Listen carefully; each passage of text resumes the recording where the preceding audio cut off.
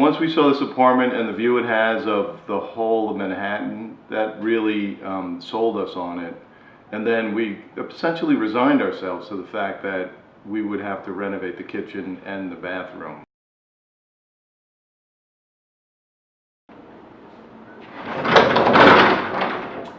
So these apartments were originally built for workers of the Navy Yard. And so this kitchen is really small. It's the original. And we decided we want to take this wall down, this door down, that wall down. We want to open the kitchen to the view.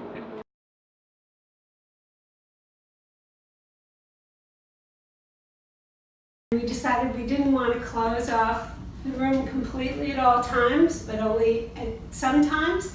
And so we put a sliding door on one side and a sliding door on the other side, and created kind of a studio apartment with the kitchen.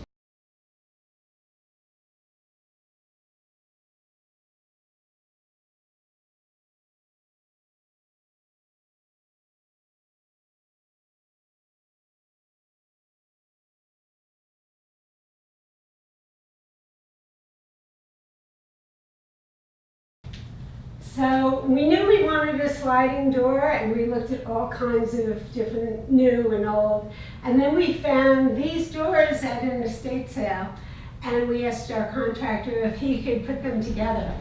And then he constructed a wall so that this is a sliding door and keeps the view.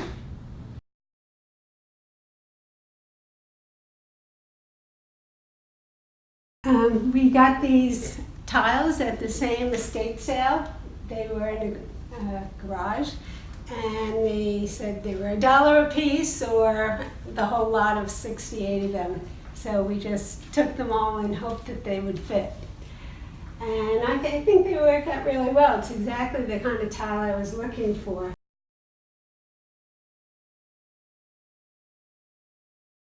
I'm really glad we did that, because we changed our minds many times. About 12 times. We had all kinds of plans. I made models, and we asked all our friends' opinions.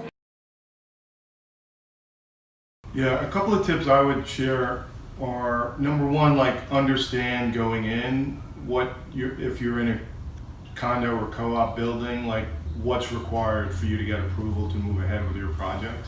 Because it can really vary, and it can even change over time within the same building. So I'd say do your homework up front in terms of that. And then also, when you select a contractor, like, we would text or talk to our contractor multiple times a week, sometimes multiple times a day as things came up. And that ability to, like, instantly communicate would keep things from being delayed or misinterpreted. So right. I would say really make sure you have a good communication cadence with your contractor.